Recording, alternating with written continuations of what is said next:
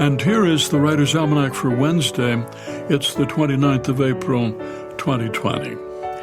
It's the birthday of William Randolph Hearst, San Francisco, 1863.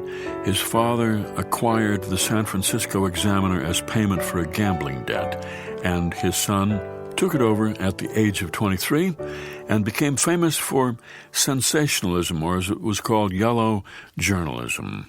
One of his writers said a Hearst newspaper is like a screaming woman running down the street with her throat cut. In 1898, Hearst sent the artist Frederick Remington to Cuba to cover the war, and Remington wrote home, "There is no war, request to be recalled," and he was told, "You furnish the pictures, I'll furnish the war." And the Hearst newspapers did their best to promulgate what came to be called the Spanish-American War. It's the birthday of Duke Ellington, Washington, D.C., 1899, took piano lessons as a boy, but it wasn't until he heard ragtime and stride piano that he got interested in music.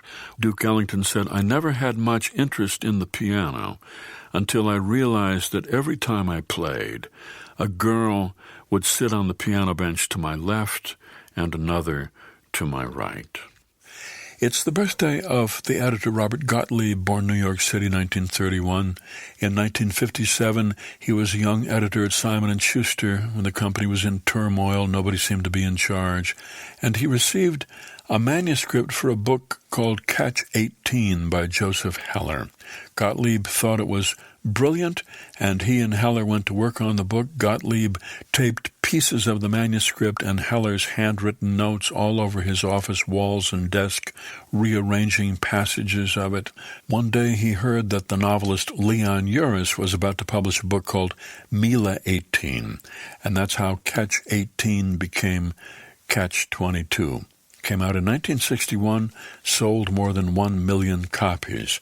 Robert Gottlieb, who said, "I have fixed more sentences than most people have read in their lives." It's the birthday of Willie Nelson, born in Abbott, Texas, 1933, who wrote a song, Nightlife, when he was in his 20s, eventually sold over 30 million copies, but he only made $150 from it because he sold the copyright. And it was on this date in 1429, Joan of Arc led the French forces into the English-held city of Orleans. The 100 Years' War had been going on for 92 years. She was a 17-year-old peasant girl who had heard voices telling her to take command of the French army. And she persuaded the French Prince Charles to give her armor and a banner and a sword. She set sail down the Loire River and led the charge in several battles with her banner flying proudly. The English retreated, and the Battle of Orleans was a turning point in the war.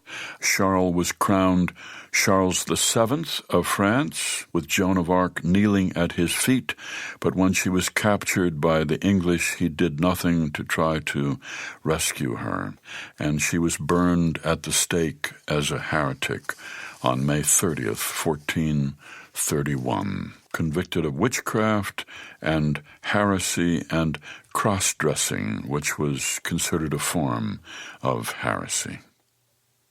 Here's a poem for today by William Stafford, Survival Course. This is the grip, like this, both hands. You can close your eyes if you like. When I say now, it's time. Don't wait or it's all over. But not too soon either, just right. Don't worry. Let's go. Both hands. A poem by William Stafford, Survival Course, from Even in Quiet Places, published by Confluence Press and used by permission here on the Writer's Almanac. Be well, do good work, and keep in touch.